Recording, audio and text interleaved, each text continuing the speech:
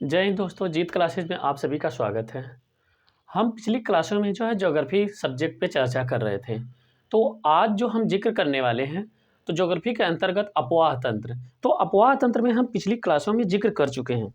तो अपवाह तंत्र के बारे में हमने पिछली क्लासों में जिक्र किया था और उसको हमने डिवाइड करके 3 भागों में पढ़ने का प्रयास किया था। तो जिसमें से हमने गंगा का अपवाह तंत्र और यहाँ पर ब्रह्मपुत्र का अपवाह तंत्र और सिंधु नदी का अपवाह तंत्र, तो 3 भागों में हमने डिवाइड किया था। तो हमने 2 अपवाह तंत्रों का यहाँ पे जिक्र कर चुके हैं। कौन कौन से? हम यहाँ पे सिंधु का अपवाह तंत्र, सिंधु का और गंगा का, ये 2 अपवाह तंत्र का हमने जिक्र कर चुके हैं। और आज जो जिक्र करना है वो ब्रह्मपुत्र का अपवाह तंत्र है। तो आप यहाँ पर क्या जिक्र करेंगे? ब्रह्मपुत्र का अपवाह तंत्र। तो आज हम यहाँ पे चर्चा करेंगे ब्रह्मपुत्र का अपवाह तंत्र है। तो आइए देखते हैं ब्रह्मपुत्र नदी। तो ब्रह्मपुत्र नदी जो है, इसका उद्गम स्थल और इसकी सहायक नदियाँ और इसे किस किस नाम से जाना जाता है। तो यह ब्रह्मपुत्र जो नदी है, यह पार हिमालय की है। पार हिमालय का अर्थ यह हिमालय पार, हिमालय के उत्तर में। अब यहाँ पे देखते हैं इसकी उत्पत्ति कहाँ से है? हिमालय के उत्तर से। तो हिमालय कहाँ पे? ये हम सिक्किम बनाए हैं भारत, अरुणाचल प्रदेश और यहाँ पे मिजोरम। तो ये हम भारत का मैप बनाए हैं। तो यहाँ से भारत और यहाँ पे आ जाता है उत्तराखंड। उत्तराखंड पूरा मैप नहीं बनाया है, उत्तराखंड। यह हिस्सा कौन सा है? यह है नेपाल का। नेपाल के बाद कौन सा है यह उत्तर में? यह नेपाल है। नेपाल के बाद यह पड़ जाता है तिब्बत। तो यह क्या है? हिमालय के उत्तर में इसका उद्गम स्थल है। कहाँ से? ब्रह्मपुत्र का उद्गम स्थल है चेमायुंगडुंग हिमानी से। इस हिमानी का नाम क्या है? चेमायुंगडुंग हिमानी से इसका उद्गम है। तो यहाँ से इसका क्या होता है? उद्गम होता है। यदि प्रश्न करें कि ब्रह्मपुत्र नदी का उद्गम स्थल कहाँ पे है, तो यह चेमायुंगडुंग हिमानी से। अब यह प्रश्न होता है कि हिमानी, यह जो हिमानी है चेमायुंगडुंग, यह अवस्थित कहाँ है? तो यह कैलाश पर्वत श्रेणी है। पिछली क्लासों में हमने जिक्र किया था कि हिमालय में जो कैलाश पर्वत श्रेणी है। अब हम यहाँ पे देखते हैं ब्रह्मपुत्र का उद्गम। तो इसका उद्गम पे हम यदि आज जिक्र करें तो उद्गम जो है मानसरोवर झील है। कहाँ पे है? मानसरोवर झील, मानसरोवर झील, मानसरोवर झील। मानसरोवर झील के पास से यह क्या है? इसका उद्गम होता है। चेमायुंगडुंग हिमानी है, मानसरोवर झील के पास से इसका उद्गम होता है। और यह अवस्थित कहाँ? कैलाश पर्वत श्रेणी पे। यह मानसरोवर झील कहाँ पे स्थित है? कैलाश पर्वत श्रेणी, कैलाश पर्वत श्रेणी। इसका उद्गम कहाँ है ब्रह्मपुत्र नदी का? अभी आपको 3 पॉइंट रहते हैं। मानसरोवर झील से किसी ऑप्शन में देता है, कैलाश पर्वत श्रेणी से, और यदि हिमानी का जिक्र करें तो चेमायुंगडुंग हिमानी से ब्रह्मपुत्र नदी का उद्गम होता है। अब यहाँ पे देखते हैं, जब ब्रह्मपुत्र नदी का उद्गम होता है यहाँ से चेमायुंगडुंग हिमानी से, तो यह पूरब की दिशा में जो है प्रवाहित होती है। तो पूरब की दिशा में जब यह प्रवाहित होती है तो तिब्बत में ही यह प्रवाहित होती है। तो तिब्बत में, भारत में कहाँ से प्रवेश करती है? अरुणाचल प्रदेश के। भारत का पूर्वोत्तर राज्य है अरुणाचल प्रदेश। वहाँ पे यह क्या यू टर्न लेती है। यू टर्न मतलब जिस दिशा में जा रहे फिर उसी दिशा में वापस, उसको बोलते हैं यू टर्न। यू टर्न का मतलब होता है कि यू के आकार का, अर्थात जिस दिशा से जा रहे हैं उसके ठीक विपरीत हो जाना। तो यहाँ पे जैसा कि आप देख रहे हैं कि ब्रह्मपुत्र नदी जा करके फिर यू टर्न यहाँ पे बनाती है। तो ब्रह्मपुत्र नदी तिब्बत में जब पूर्व की दिशा में बहती है तब ब्रह्मपुत्र नदी को सांगपो के नाम से जाना जाता है। किस नाम से जाना जाता है? हम यहाँ पे मैप में देखिए दर्शाए हैं। जब यह उद्गम स्थल से पूर्व की दिशा में जा रही है तो इसे किस नाम से? सांगपो के नाम से जाना जाता है। अब यहाँ पे प्रश्न होता है कि यहाँ पे एक इसकी सहायक नदी है, दक्षिण की दिशा से मिलती है, रांगो सांगपो। यह क्या है? रांगो सांगपो। यह कौन सी सहायक नदी इसकी? इसकी सहायक नदी रांगो सांगपो। यहाँ पे हम लिखे हैं इसकी सहायक नदी, जो कि यह बाएं तट की यहाँ पे यह सहायक नदी है। अब यह ब्रह्मपुत्र नदी अरुणाचल प्रदेश में जब प्रवेश करती है, तो यहाँ किस नाम से जानते हैं अरुणाचल प्रदेश में? अरुणाचल प्रदेश में इसे दिहांग या सिहांग के नाम से जानते हैं। इसे किस नाम से जानते हैं? दिहांग या सिहांग के नाम से जानते हैं। अब यहाँ पे हम ब्रह्मपुत्र का जिक्र करते हैं। इसके उद्गम से जब यह पूर्व की दिशा में जाती है तो अर्थात तिब्बत में इसे किस नाम से जानते हैं? इसे सांगपो के नाम से जानते हैं। सांगपो के नाम से जाना जाता है। यह कहाँ पे? तिब्बत में। यह तिब्बत में इसे सांगपो के नाम से जाना जाता है। अब इसके बाद यहाँ पे जब यह फिर और भारत में प्रवेश करती है तो भारत में यह जब प्रवेश करती है इसे दिहांग या सिहांग के नाम से जानते हैं। यह नदी दिहांग या सिहांग के नाम से जानते हैं। सिहांग के नाम से जाना जाता है। कहाँ पे? यह अरुणाचल प्रदेश में, भारत में। अरुणाचल प्रदेश में अरुणाचल प्रदेश में इसे किस नाम से जानते हैं? दिहांग या सिहांग के नाम से। जब यह नदी और आगे बढ़ती है अरुणाचल प्रदेश के बाद यह असम में प्रवेश करती है तो असम में प्रवेश करने से पहले इसके बाएं तट की एक नदी है दिबांग या एवं लोहित नदी। दो नदियां कौन सी हैं? दिबांग एवं लोहित नदी। यह नदी बाएं तट से इसकी सहायक नदी होती है। तो जब बाएं तट से इसकी सहायक नदी होती है दिबांग और लोहित, कहाँ पे? असम में। तो जब उसके संगम के बाद या अर्थात इन नदियों के मिलने के बाद, दिबांग और लोहित नदियों के मिलने के बाद यह बाएं तट की नदी है, इसकी सहायक नदी दिबांग और लोहित नदी। यदि प्रश्न करें कि दिबांग और लोहित नदी किसकी सहायक है तो ब्रह्मपुत्र की। तो दिबांग एवं लोहित नदी के मिलने के बाद इसे ब्रह्मपुत्र के नाम से जाना जाता है। तो अब हम यहाँ पे देखते हैं आगे फिर इसके बाद दिहांग या सिहांग के बाद किस नाम से जानते हैं इसे? ब्रह्मपुत्र के नाम से जाना जाता है। किसके नाम से? ब्रह्मपुत्र के नाम से। कहाँ पे? यह असम में। असम की राजधानी कहाँ पे? दिसपुर। यह भारत में प्रवेश कहाँ करते हैं? अरुणाचल प्रदेश में। कहाँ पे? दिहांग एवं सिहांग नाम से यहाँ पे यह प्रवेश करती है। कहाँ पे? अरुणाचल प्रदेश में। फिर इसके बाद हम अभी जिक्र करते हैं अब यहाँ पे यह नदी असम में बहती है। असम में बहने के बाद यह नदी बांग्लादेश में प्रवेश करती है। असम में यहाँ पे बहने के बाद यह नदी कहाँ पे? बांग्लादेश में प्रवेश करती है। जब यह नदी बांग्लादेश में प्रवेश करती है तो ब्रह्मपुत्र को बांग्लादेश में जमुना के नाम से जाना जाता है। बांग्लादेश में इसे किस नाम से जाना जाता है? तो बांग्लादेश में इसे जमुना के नाम से जाना जाता है। जमुना के नाम से जाना जाता है। तो कहाँ पे? बांग्लादेश में। बांग्लादेश में इसे किस नाम से जाना जाता है? जमुना के नाम से जाना जाता है। यह था उद्गम, और उद्गम के बाद ब्रह्मपुत्र के नाम क्या है? नाम। यहाँ पे उद्गम से यह किस है? सांगपो का, यहाँ पे तिब्बत में, और इसके बाद फिर यह दिहांग या सिहांग के नाम से कहाँ पे? अरुणाचल प्रदेश में। फिर यह जब नदी असम में प्रवेश करती है, असम में कौन सी? दिबांग और लोहित नदियों की सहायक अर्थात मिलने के बाद इसे ब्रह्मपुत्र के नाम से जाना जाता है। यदि प्रश्न करें कि जो ब्रह्मपुत्र नदी है उसे तिब्बत में सांगपो के नाम से जाना जाता है तो उसे ब्रह्मपुत्र किस राज्य में या किस स्थान पे कहा गया? तो ब्रह्मपुत्र जब वह लोहित और यहाँ पे कौन सी है? दिबांग नदी। लोहित और दिबांग नदी जब असम में मिलती है तो असम में ब्रह्मपुत्र के नाम से जाना जाता है। फिर ब्रह्मपुत्र के नाम से वह बांग्लादेश में प्रवेश करती है। बांग्लादेश में प्रवेश करने के बाद उसे जमुना के नाम से जाना जाता है। तो बांग्लादेश के लोग उसे किस नाम से जानते हैं? जमुना के नाम से जानते हैं। यही नदी हम गंगा का जब पढ़ा रहे थे गंगा का अपवाह तंत्र, तो बताया कि यही नदी जो है गंगा नदी की सहायक नदी हो जाती है, अर्थात गंगा नदी में मिल करके एक बहुत बड़े डेल्टा का निर्माण करती है। तो जब गंगा नदी से मिलती है तो किस नाम से मिलती है? जमुना के नाम से मिलती है। तो यहाँ पे सबसे बड़े डेल्टा का निर्माण करती है और अपना जल कहाँ पे निक्षेपण करती है? बे ऑफ बंगाल में। तो ये बंगाल की खाड़ी है, बे ऑफ बंगाल में।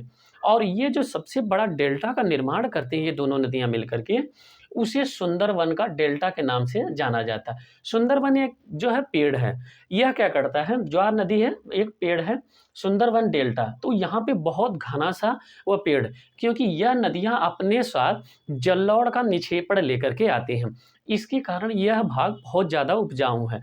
तो यहाँ पे सुंदरवन पाए जाते हैं। तो यह वन जो होते हैं यहाँ पे ज्वारी से अर्थात ज्वारी जब समुद्र में जब लहरें उठती हैं तो यह क्या करते हैं? वन उनकी रक्षा करते हैं, क्योंकि भारत के तटों के अर्थात किसी भी तट के यह सब क्या करते हैं, रक्षा करते हैं। तो यहाँ पे सुंदरबन कहाँ पे पाया जाता है, सुंदरबन डेल्टा, तो यह कहाँ पे पाया जाता है, यह पश्चिम बंगाल के तट पे अर्थात यह बांग्लादेश पे, जहाँ पे गंगा और यह जमुना, जमुना अर्थात ब्रह्मपुत्र का संगम बनता है और यह डेल्टा बनाते हैं। तो यहाँ पे यह सुंदरबन डेल्टा या सुंदरबन डेल्टा पाया जाता है या सुंदरबन पाया जाता है। ये है बंगाल की खाड़ी में अपना जल निक्षेपित करती है। तो ये इतना यहाँ पे ब्रह्मपुत्र नदी से संबंधित था। अब हम यहाँ पे देखते हैं इसके नाम के बारे में हमने जिक्र किया कि इनके नाम कहाँ कहाँ किस नाम से जाने जाती हैं। तो सांगपो तिब्बत में, दिहांग सियांग के नाम से यह अरुणाचल प्रदेश में, ब्रह्मपुत्र के नाम से असम में, जमुना के नाम से यह बांग्लादेश में यह नदी जानी जाती है। अब यहाँ पे प्रश्न है कि यह जब जमुना नदी असम में प्रवेश करती है तो असम में प्रवेश करने के बाद यदि हम यहाँ पे जिक्र करें तो असम में यह जब नदी प्रवेश करती है तो यह दो भागों में डिवाइड हो जाती है और फिर आगे जा कर के यह नदी असम में ही मिल जाती है। यह बीच में क्या बन जाता है, एक द्वीप बन जाता है। यह नदी क्या बन जाता है असम में, यह एक द्वीप बन जाता है असम में। यह भाग है, यह भाग असम का क्या है, द्वीप बन जाता है। यहाँ पे मैप में छोटा होने के कारण हम नहीं दिखा रहे हैं। तो यहाँ पे यह भाग एक द्वीप बन जाता है, दोनों तरफ से नदियाँ बहती हैं और बीच में वो अपने द्वारा लाए गए गाद जो है अपने द्वारा लाए गए मिट्टी से यह क्या करती हैं, बीच में अपना भर देती हैं। तो यह भाग एक जो है भूभाग के रूप में बदल गया। तो इसे क्या हम कहते हैं, यह एक राज्य बन, यह एक जिला बन गया, किसका, असम का, यह एक जिला बन गया। तो यहाँ पे क्या है, माजुली द्वीप के नाम से जानते हैं। यदि एक प्रश्न करें इसे किस नाम से जानते हैं, इसे माजुली द्वीप के नाम से जानते हैं, माजुली द्वीप के नाम से जानते हैं। यह एक असम का जिला है। यह क्या है, यह एक असम का जिला है, किसका, असम का यह है जिला है। अब यह प्रश्न उठता है कि यह क्या है, इसकी खासियत यह है कि पूरे दुनिया में सबसे बड़ा नदी द्वीप के नाम से इसे जाना जाता है। दुनिया में सबसे बड़ा नदी द्वीप के नाम से जाना जाता है। क्या है, सबसे बड़ा नदी द्वीप के नाम से यह जाना जाता है। विश्व में सबसे बड़ा यह नदी द्वीप है, कहाँ पे, माजुली द्वीप के नाम से जाना जाता है, जो कहाँ पे, असम में अवस्थित है। यह था यहाँ पे। अब हम इसका जिक्र करते हैं कि जो ब्रह्मपुत्र नदी है असम में, तो इसमें क्या है, यहाँ पे परिवहन का एक स्रोत बनता है। तो जिसको किस नाम से जानते हैं, राष्ट्रीय जलमार्ग संख्या 2। यहाँ पे देखिए, यहाँ पे किस नाम से इसको जानते हैं, राष्ट्रीय जलमार्ग संख्या 2, राष्ट्रीय जलमार्ग संख्या 2। यह किस नदी में है, तो यह ब्रह्मपुत्र नदी में है। यह ब्रह्मपुत्र नदी में है, ब्रह्मपुत्र नदी में। अब इसकी अवस्थिति कहाँ से है सॉरी, तो इसकी अवस्थिति जो है सदिया से लेकर के धुबरी तक। यहाँ पे क्या है, सदिया से लेकर के धुबरी तक, सदिया और धुबरी तक, सदिया से लेकर के कहाँ तक है, यह धुबरी तक है, सदिया से लेकर के धुबरी तक राष्ट्रीय जलमार्ग संख्या 2। अगर हम यानी यहाँ पे प्रश्न किया था राष्ट्रीय जलमार्ग संख्या 1 कहाँ पे, वो गंगा में, कहाँ से, प्रयागराज से लेकर के वहाँ पे कहाँ पे, हावड़ा तक, पश्चिम बंगाल तक, यहाँ पे यह इसकी अवस्थिति थी। सदिया से लेकर के धुबरी तक राष्ट्रीय जलमार्ग संख्या 2 यहाँ पे अवस्थित है। तो ये यहाँ पे प्रश्न हो गया। अब हम इसकी देखते हैं सहायक नदियों के बारे में। जो यहाँ पे सबसे बड़ा डेल्टा पाया जाता है, इसमें यहाँ पे इस नदी में एक यहाँ पे क्या है, सिल्ट का निक्षेपण सबसे ज़्यादा यहाँ पे जो खनिज पाया जाता है, सिल्ट का निक्षेपण होता है, सिल्ट का निक्षेपण, यहाँ पे सिल्ट का निक्षेपण होता है। तो यहाँ पे इतनी इंपॉर्टेंट पॉइंट थी। अब हम आइए चर्चा करते हैं इसकी कौन कौन सी सहायक नदियाँ। कई बार प्रश्न करता है कौन बाएं से कौन दाहिने से, तो इसकी सहायक नदियों के बारे में हम जिक्र करते हैं। तो इसकी सहायक नदियाँ,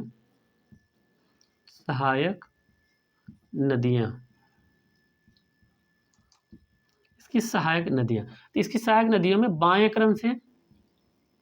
बाएं से जो मिलने वाली नदियाँ और एक है दाहिने से मिलने वाली नदियाँ, दाएं से।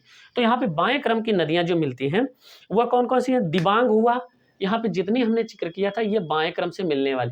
तो यहाँ पे क्या सी दिबांग एवं लोहित नदी और फिर उसके बाद हम यहाँ पे जिक्र करते हैं 2 नदियाँ कौन सी हैं, बाएं से दिबांग और लोहित नदी, और वहाँ पे हमने जिक्र नहीं किया है, यहाँ पे एक है मेघना नदी, यहाँ पे कौन सी दिबांग, सॉरी यहाँ पे दिख रहा है या नहीं इसका जिक्र,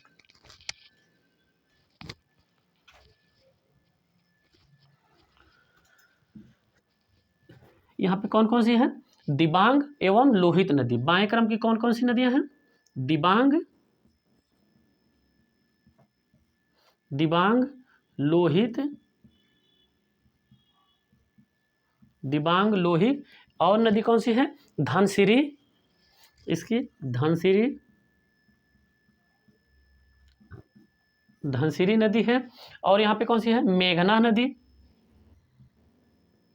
मेघना नदी, और कौन सी है, कोपिली नदी, कोपिली नदी। ये सभी नदियाँ, और कौन सी एक है सबसे इंपॉर्टेंट, यहाँ पे एक और नदी है इसकी, बराक नदी। कौन सी है, बराक नदी। यह कहाँ से निकलती है, बराक नदी यहाँ पे मणिपुर है, यहाँ पे क्या है, मिजोरम के ऊपर यहाँ पे मणिपुर अवस्थित है, यहाँ से यह नदी इसका निकल करके यहाँ पे क्या है, इसका संगम बनाती है, यहाँ पे इसकी सहायक नदी है। तो यहाँ से बराक नदी निकलती है, कहाँ से, मणिपुर से। कई बार यह प्रश्न पूछा बराक नदी कहाँ से निकलती है, तो यह मणिपुर से निकलती है। और किसकी सहायक नदी है, तो यह ब्रह्मपुत्र की सहायक नदी है। इसका कहाँ से, मणिपुर की पहाड़ी से, और मणिपुर राज्य, मणिपुर की पहाड़ी, मणिपुर की पहाड़ी से यह नदी निकल करके बराक नदी, और इसकी किसकी, ब्रह्मपुत्र की सहायक बाएं क्रम से यह भी मिलती न है।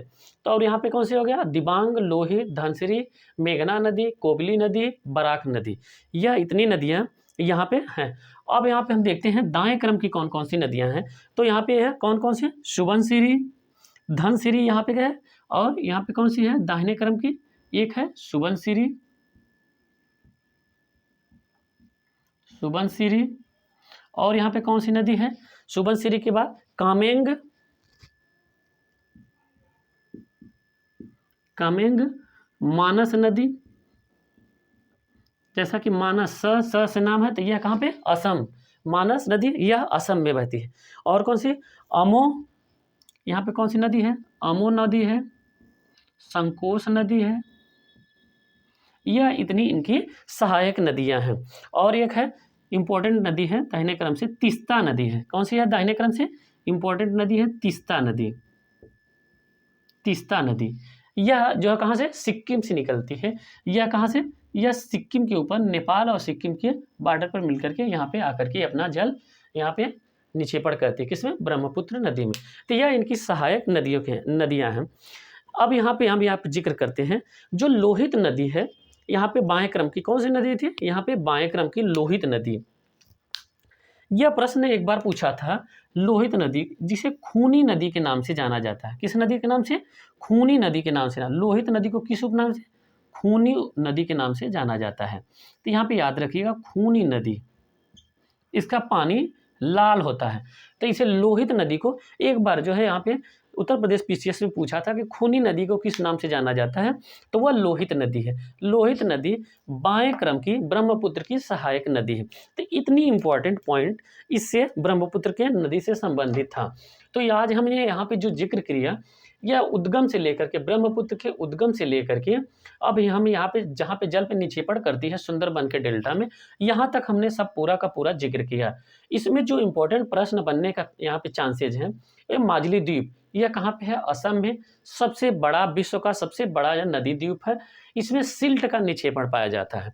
यहाँ पे कई बार प्रश्न किया, नेट में एक बार पूछा था यह किसका निक्षेपण होता है, तो सिल्ट का इसमें निक्षेपण होता है। यह भी यहाँ पे ध्यान देने योग्य है। और इसके हमने नाम के बारे में जिक्र किया, तो इसका उद्गम से लेकर के नाम तिब्बत में सांगपो के नाम से, और यहाँ पे अरुणाचल प्रदेश यह भारत में दिहांग एवं सिहांग या सिहांग के नाम से, यह फिर ब्रह्मपुत्र के नाम से असम में जाना जाता है।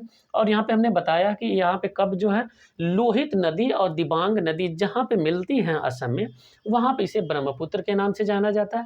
जब यह नदी बांग्लादेश में प्रवेश करती है तो जमुना के नाम से जाना जाता है। आगे जा करके यह गंगा से मिल जाती है और मिल करके एक बहुत बड़े डेल्टा का निर्माण करती है, जिसे सुंदरबन डेल्टा के नाम से जाना जाता है। अंततः यह अपना जल बंगाल की खाड़ी में निक्षेपित करती है। बंगाल की खाड़ी भारत के पूर्व दिशा में पड़ता है। यहाँ पर हमने भारत बनाया था, तो भारत के पूर्व दिशा में बंगाल की खाड़ी पड़ती है। तो यह था इतने संबंधित प्रश्न। अब हम भारत यहाँ पे जो है नदियों के अपवाह तंत्र में अब प्रायद्वीपीय भारत की नदियों के बारे में जिक्र करें। एक क्लास हम जो परियोजना का जिक्र करेंगे, बहुत इंपॉर्टेंट होता है। परियोजना कहते हैं नदियों को जोड़ करके उनके जल को मैदानी भागों में लेके जाया जाता है, जिससे हम वहाँ पे उपजाऊ फसलें वहाँ पे पैदा कर सकें। तो इस कारण से परियोजनाएं बहुत इंपॉर्टेंट हैं। और परियोजनाओं का जिक्र जो है बिजली उत्पादन, डैम बनाते हैं, डैम बना करके उनके खेती भी करने में यूज होता है और वहाँ पे हमें ऊर्जा भी मिलती है। तो हम सभी परियोजनाओं के जितनी भी नदियाँ जिक्र किए, गंगा, सिंधु और यहाँ पे ब्रह्मपुत्र, इनकी सहायक नदियों को आपस में जोड़ करके उन्हें परियोजना के नाम से जाना जाता है, जोड़ा जाता है। जब उसमें डैम बनाया जाता है, डैम बना करके बिजली भी पैदा किया जाता है और उनके पानी को पीने योग्य भी बनाया जाता है और उनका पानी खेती करने, नहरों के माध्यम से खेती करने में भी यूज किया जाता है। तो इन सभी परियोजनाओं का बहुत इंपॉर्टेंट है। हम एक क्लास जो है हम इसके बाद जिक्र करेंगे परियोजना के बाद हम इसमें जिक्र करेंगे प्रायद्वीपीय भारत की नदियाँ, प्रायद्वीपीय भारत की नदियाँ। इसमें गोदावरी, यहाँ पे गोदावरी, कृष्णा, ये सभी नदियाँ प्रायद्वीपीय भारत की नदियाँ आ जाएंगी। और इसमें हम इसके बाद जिक्र करेंगे झील एवं प्रपात, इन दोनों के बारे में जिक्र करके सबसे बड़ा। तो यह हमें 3 टॉपिक डिस्कस और करना है और अपवाह तंत्र समाप्त हो जाए। तो 3 क्लास और आज के लिए इतना ही। क्लास को शेयर करिए, लाइक करिए। धन्यवाद।